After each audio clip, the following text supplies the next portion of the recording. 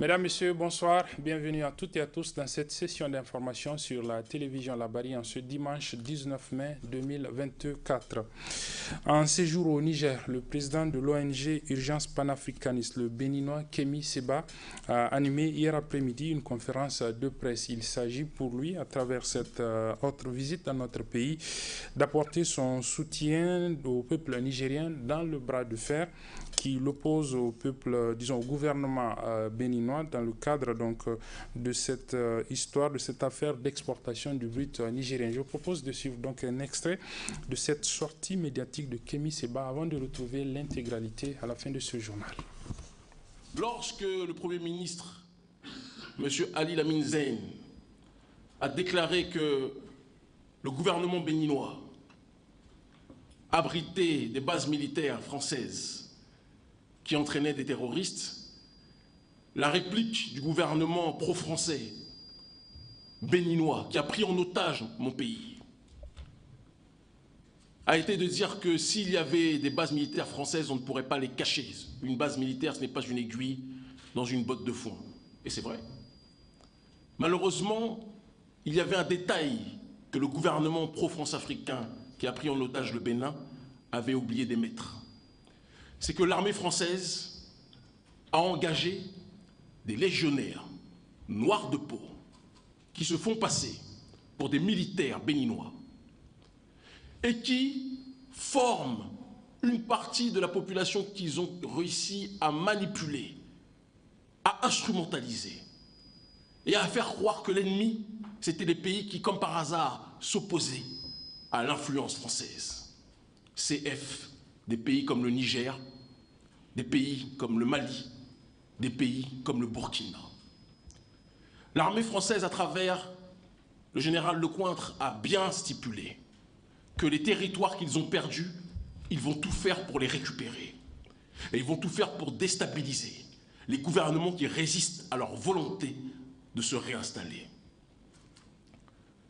En prenant des légionnaires noirs, qui est une longue tradition dans la Légion française, ils sont toujours les premiers à vous parler de milices privées, de Russie, de Turquie et autres, mais ils oublient qu'eux, ils ont une milice historique, peut-être plus ancienne que toutes celles précitées, qui a le droit de vie ou de mort sur l'être humain de manière générale. Et ces légionnaires noirs qui se font passer pour des militaires béninois en collaboration avec le gouvernement béninois entraînent une partie de la population, une minorité, des jeunes, des œuvrés, qu'ils instrumentalisent contre les ennemis du gouvernement français. Le président Patrice Talon trahit les intérêts de ma nation. Et c'est parce que je suis un patriote et que je refuse la prise d'otage du Bénin par ce gouvernement france-africain que je suis venu ici au Niger dire qu'une grande partie des Béninois ne se sont pas concernés par la démarche du président Talon et que cette grande partie de Béninois s'oppose à cette collaboration du président Talon avec le président Emmanuel Macron et avec l'armée française et ses sous-traitants de la Légion étrangère. La situation qui se passe là fait souffrir trop de gens. À la frontière, des populations du côté du Bénin ou du Niger souffrent parce que le commerce est fermé à cause de cette frontière qui est fermée. Des familles sont économiquement parlant asséchées à cause de cette frontière qui est fermée.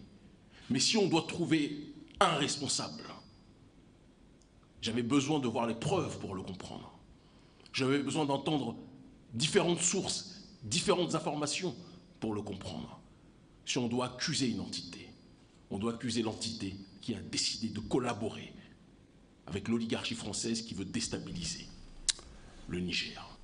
Voilà, Kémy Seba, que vous allez donc retrouver en intégralité à la fin de ce journal. La 6e édition du concours de plaidoirie organisé par l'ONG Chronique Juridique a pris fin hier à travers la finale. Il s'agit donc d'un concours de plaidoirie dénommé Prix Goje Memouna Gazibo. Il s'agit d'un concours donc destiné aux filles inscrites en droit dans les différentes facultés des universités de la place. Le résumé de cette finale d'hier qui s'est déroulée donc à la cour d'appel de Niamey avec nos reporters Soumela Abdoulaye et Adamou Soumana. Au nombre de 22 formant en duo 11 équipes, elle se retrouve à 18, donc 9 équipes issues de 5 universités de la place à prendre ainsi part à la finale de cette 6e édition du concours Miss Juste Improuka Prix Goje Memouna Gazibo. Une édition de la plaidoirie a porté sur la codification des règles applicables à la famille. Est-elle motivée par un dilatoire pour introduire du droit étranger ou est-ce plutôt un impératif visant à mieux protéger les femmes et les enfants? Un thème dont le choix n'est pas fortuit, selon la coordinatrice de Chronique Juridique. Le thème choisi, c'est un clin d'œil de Chronique Juridique et des juristes envers les autorités politiques pour que le grand nombre sorti, les soutenir. Le jour où on avait le plus besoin de tout le Niger, les femmes sont sorties. La seule récompense pour leur montrer leur gratitude, c'est de les doter d'un instrument consensuel conforme aux coutumes positives et aux pratiques religieuses. C'est la seule façon. Ça, si ce acte est posé, je sais que les autorités savent que le Niger doit compter avec ces femmes. Le Niger ne doit pas avancer seulement en laissant les femmes derrière. Il faut que les hommes avancent avec les femmes à côté. Ainsi, c'est en présence d'une assistance composée de camarades du campus, parents et encadreurs que les candidates ont rivalisé dans leur talent de plaidoirie un quart d'heure durant par équipe. L'initiatrice de ce concours nous parle des raisons qui ont conduit à son instauration. J'ai initié ce concours parce que si vous allez dans les concours, les femmes n'arrivent pas à accéder. Mais comment vous voulez que si par le concours, nous n'arrivons pas à battre les hommes, qu'ils acceptent que par les nominations et les élections que nous nous imposions devant eux? Ce n'est pas possible. Je vous donne un exemple. Première promotion, école de magistrature, c'est un concours sur 19 admis, 0 femmes. Deuxième promotion sur 24 admis, 5 femmes.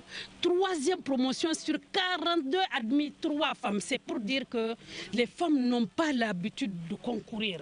Donc si nous voulons rehausser le nombre de femmes dans ces hautes fonctions où on ne peut accéder que par concours, il faut commencer à les former et qu'elles commencent à concourir. C'est l'objectif, c'est dire aux femmes oui pour le quota, mais encore plus pour l'excellence. Que nous soyons dans les institutions par mérite et que d'abord c'est le premier critère, le mérite. Et maintenant à compétence égale qu'on laisse la femme comment on a accédé avant l'homme.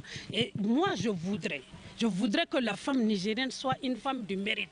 Aujourd'hui, nous essayons de dire aux femmes, il faut que nous nous battons et que nous méritons ce qu'on nous donne. C'est ça l'honneur, c'est ça l'objectif du concours. Un objectif qui visiblement est bien cerné par les candidates à cette édition Miss Juste Improuka, dont l'annonce du délibéré a suscité une euphorie dans la salle.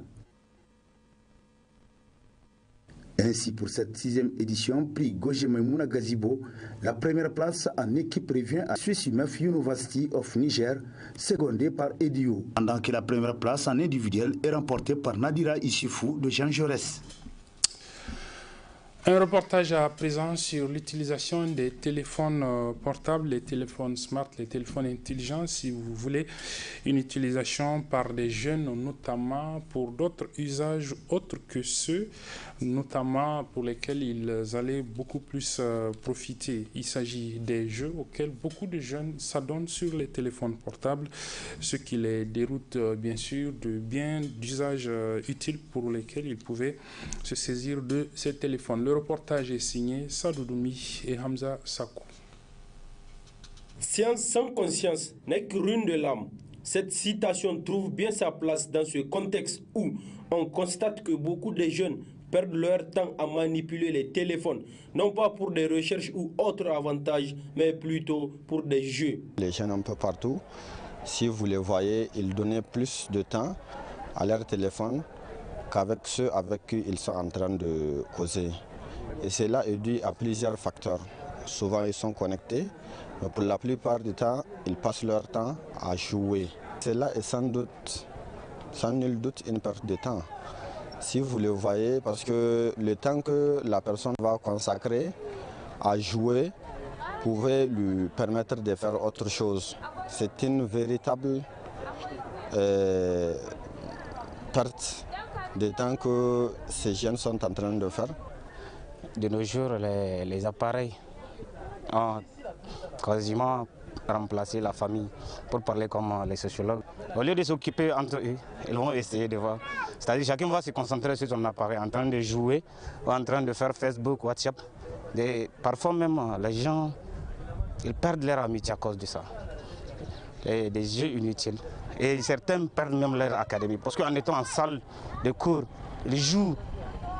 Ils regardent des vidéos en salle de cours. Ils ne s'occupent pas de ce qui les emmène à l'école. Donc du coup, ça a une répercussion sur leur avenir. C'est une perte de temps. Du moment où on est parti à l'école pour étudier, et on n'a pas toute la journée à l'école, on a que quelques heures qu'on passe à l'école. Au lieu de rester, de garder ton appareil dans ta poche et aller, comment on appelle, après l'école, tu continues de jouer. En salle, tu joues, même à la maison. Il y a beaucoup des élèves qui échouent à cause des jeux vidéo. Parce qu'ils ne s'occupent pas plus de leurs académies, ils ne se soucient plus de leurs académies, mais ils s'occupent seulement, en quelque sorte, de leurs appareils. Cet appareil peut être utilisé sous plusieurs angles, ce qui pousse ces jeunes à conseiller leurs amis à l'utiliser à des fins utiles. L'appel que je lance à l'égard de nos jeunes frères et sœurs, c'est vraiment d'avoir l'appareil, mais de savoir comment l'utiliser. Nous les conseillons de cesser ou de diminuer, parce que, comme j'ai eu à le dire tantôt, le temps qu'ils sont en train de perdre, en train de manipuler les téléphones, en train de jouer, pouvait leur permettre de s'exercer, surtout si ce sont des jeunes qui ont été à l'école, ça peut leur permettre de s'exercer, ça peut leur permettre de faire des recherches. Le téléphone était mal nécessaire, alors indispensable dans la vie courante. Un autre reportage avec toujours les jeunes au cœur. Ceux-ci, eux, ne s'adonnent pas à des jeux, ils s'adonnent plutôt à des activités génératrices de revenus. Il s'agit des jeunes que l'on rencontre un peu partout sur les artères de la ville en train de vendre des articles aux usagers de la route. Le reportage est signé Sad Ibrahim Abdou plutôt et Nafissa Yahaya. Alors que certains de leurs camarades sont dans les classes pour étudier, ces enfants dont l'âge varie entre 12 et 15 ans sont sur presque tous les carrefours de la ville de Niamey pour exercer un métier.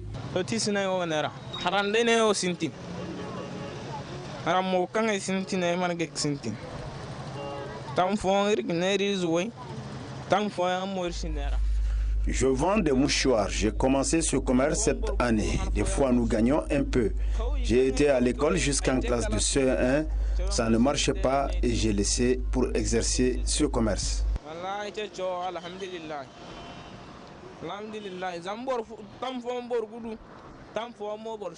Pour Soumana, dont l'école est fermée pour des raisons d'insécurité, ce commerce lui permet de joindre les deux bouts. Je vends des mouchoirs et des bavettes. J'étais à l'école, mais maintenant, je ne fréquente plus à cause de l'insécurité dans mon village, à Banibangou. Avec ce commerce, je gagne un peu pour envoyer à mes parents. Ces enfants ont enfin lancé un appel à l'endroit de leurs camarades à bannir le chômage. Voilà, place donc à présent, comme je l'annonçais au début de ce journal, à l'intégralité de la conférence de presse animée hier par le président, le coordonnateur plutôt de l'ONG Urgence panafricaniste, le Béninois Kémy Séba, en visite dans notre pays pour apporter son soutien aux autorités et au peuple nigérien dans le bras de fer qui oppose le Bénin et le Niger relativement à l'exportation de son brut, mais aussi à la question de la réouverture de la frontière entre les deux pays. Je vous propose donc de suivre l'intégralité de cette conférence de presse. Très bonne réception et bonne suite de nos programmes. L'allocution d'aujourd'hui s'inscrit dans le contexte actuel des plus tendus, entre deux pays historiquement frères, mais qui ont été rendus malheureusement pays éloignés et opposés à cause de l'alignement d'un des deux gouvernements aux intérêts du gouvernement français. Je parle aujourd'hui en tant que président de l'ONG Urgence panafricaniste et aussi en tant que patriote béninois qui aime son peuple à en perdre la raison, mais qui n'acceptera jamais que l'élite dirigeante qui régule la vie de sa nation vende ses intérêts, les intérêts de sa population, à l'oligarchie d'Occident. Depuis le début du mandat du président Patrice Talon, le Bénin n'a cessé de connaître diplomatiquement auprès de ses pays voisins des revers. Il a suscité, à travers la gestion souvent arrogante du président Patrice Talon, des tensions. Doit-on rappeler que depuis des années, à part M. Bola Tinubu, président récent du Nigeria, et à part l'ancien pion de la France-Afrique qui était à la tête du Niger, en l'occurrence Mohamed Bazoum, aucun président ouest-africain n'est venu ces dernières années rendre visite au président Patrice Talon en terre béninoise. Cela s'explique par le fait que le président Patrice Talon considère à tort la présidence comme le rôle d'un patron à la tête d'une entreprise.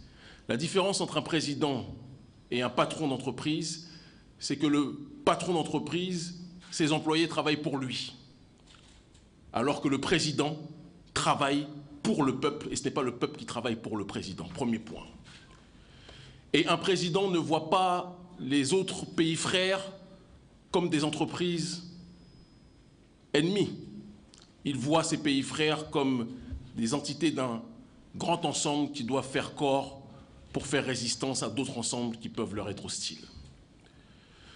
Au moment où nous menons une guerre de décolonisation en Afrique francophone, au Sahel, mais pas seulement, contre l'oligarchie française, appelée communément la France-Afrique, au moment où l'armée française est chassée par la volonté populaire de différents pays au Sahel, au moment où les États-Unis d'Amérique, à travers leur armée, voient aussi leur zone d'influence reculer suite à la volonté populaire amenée par nous autres et différentes autres voix, comme ma sœur et amie, proche camarade Nathalie Yamb, qui est dans cette salle, au moment où cette armée américaine recule, le président Patrice Talon décide de renforcer ses liens avec des entités qui sont connues comme étant les entités responsables de la situation de déstabilisation au Sahel. Doit-on rappeler que c'est l'armée française et l'armée américaine qui ont conjointement assassiné le guide de la révolution libyenne, Muammar al-Kadhafi? Doit-on rappeler que c'est l'assassinat de Kadhafi et la destruction de la Libye qui a entraîné la déstabilisation du Sahel? Cela aurait dû être une raison suffisante pour pousser à la prudence, à la réflexion, à la méfiance le président Talon dans sa volonté maladive de s'allier à l'oligarchie d'Occident. Lorsqu'est survenue la tension entre le Niger et le Bénin, la première tension, du moins à l'époque où le président Talon est venu en première ligne pour appeler à l'agression d'un pays frère, nous nous sommes dressés pour rappeler à notre peuple frère du Niger qu'il existe au Bénin, en dehors du président pro-occidental et pro-français Patrice Talon, une tendance panafricaniste au sein de ce pays, qui s'opposait à l'agression du Niger, parce que dans ce cadre d'unité, de solidarité et de fraternité, la plupart des populations africaines n'accepteront jamais que nos dirigeants suivent l'agenda du gouvernement français et du président Macron visant à déstabiliser des nations qui résistent à leur influence néocoloniale. Suite à cela, le président Patrice Talon a renforcé ses liens avec les autorités françaises. Je ne voulais pas parler tant que je n'avais pas eu accès à certaines informations. J'ai été reçu hier par les autorités et j'ai pu moi-même consulter un certain nombre d'éléments. Lorsque le Premier ministre, M. Ali Lamine Zeine, a déclaré que le gouvernement béninois abritait des bases militaires françaises qui entraînait des terroristes, la réplique du gouvernement pro-français béninois qui a pris en otage mon pays a été de dire que s'il y avait des bases militaires françaises, on ne pourrait pas les cacher. Une base militaire, ce n'est pas une aiguille dans une botte de foin. Et c'est vrai. Malheureusement, il y avait un détail que le gouvernement pro-France africain qui a pris en otage le Bénin avait oublié d'émettre.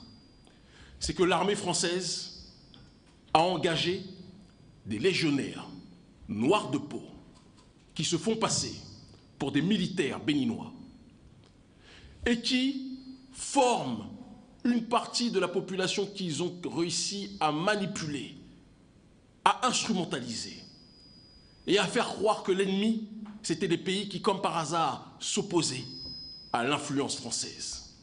CF, des pays comme le Niger, des pays comme le Mali, des pays comme le Burkina.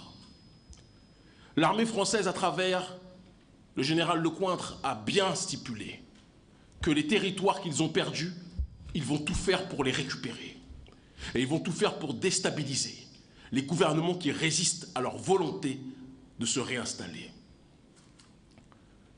En prenant des légionnaires noirs, qui est une longue tradition dans la Légion française, ils sont toujours les premiers à vous parler de milices privées, de Russie, de Turquie et autres, mais ils oublient qu'eux, ils ont une milice historique, peut-être plus ancienne que toutes celles précitées, qui a le droit de vie ou de mort sur l'être humain de manière générale.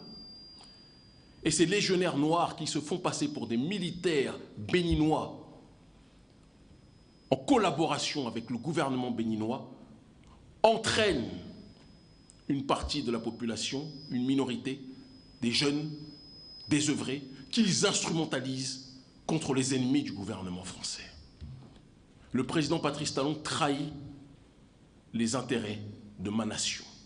Et c'est parce que je suis un patriote et que je refuse la prise d'otage du Bénin par ce gouvernement france-africain que je suis venu ici au Niger dire qu'une grande partie des Béninois ne se sont pas concernés par la démarche du président Talon et que cette grande partie de Béninois s'oppose à cette collaboration du président Talon avec le président Emmanuel Macron et avec l'armée française et ses sous-traitants de la Légion étrangère. La situation qui se passe là fait souffrir trop de gens. À la frontière, des populations du côté du Bénin ou du Niger souffrent parce que le commerce est fermé à cause de cette frontière qui est fermée. Des familles sont économiquement parlant asséchées à cause de cette frontière qui est fermée. Mais si on doit trouver un responsable, j'avais besoin de voir les preuves pour le comprendre. J'avais besoin d'entendre différentes sources, différentes informations pour le comprendre.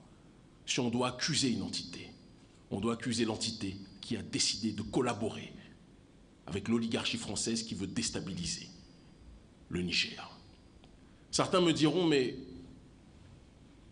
jusqu'à preuve du contraire, il y a d'autres frontières que le Niger a avec d'autres pays où il y a des bases françaises. Mais des gages ont été donnés, des gages sérieux, visant à tout faire pour que jamais une agression ne puisse prospérer, ce qui n'empêche pas de toute façon le gouvernement nigérien d'être dans une démarche de prudence vis-à-vis de toutes ces frontières. Mais ce qui se passe au Bénin est grave, et encore plus grave parce que la population béninoise n'a pas été avertie de la situation. La population béninoise est privée profondément d'informations.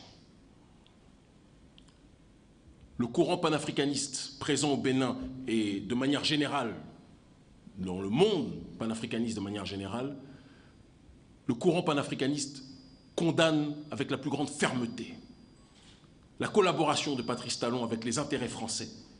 Patrice Talon est monté dans la hiérarchie après la perte de pouvoir de Macky Sall et est devenu, après Alassane Dramane Ouattara, qui est sans doute le champion du monde de la corruption vis-à-vis des intérêts français, Patrice Talon est devenu sans doute le vice-champion d'Afrique de cette soumission aux intérêts français.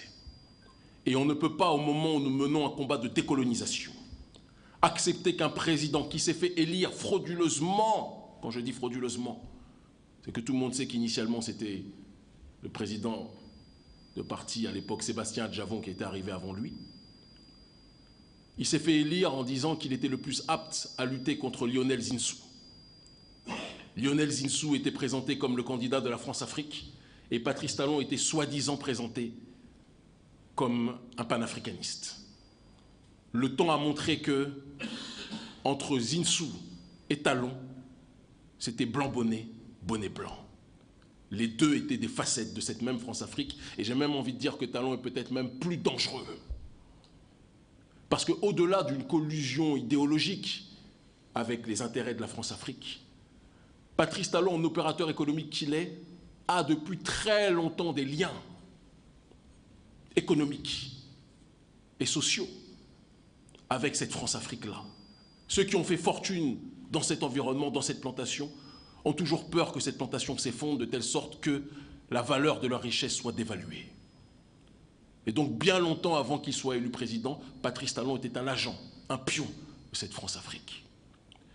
Mais il faut qu'il sache qu'il existe une nouvelle génération qui ne va pas accepter qu'il sacrifie le pays de Béhanzin, qui sacrifie le pays de Bioguera, qui sacrifie le pays des Agotchés. Le Bénin veut la souveraineté. Le Bénin veut la panafricanité. Le Bénin ne veut pas être en tension continuellement avec ses pays voisins.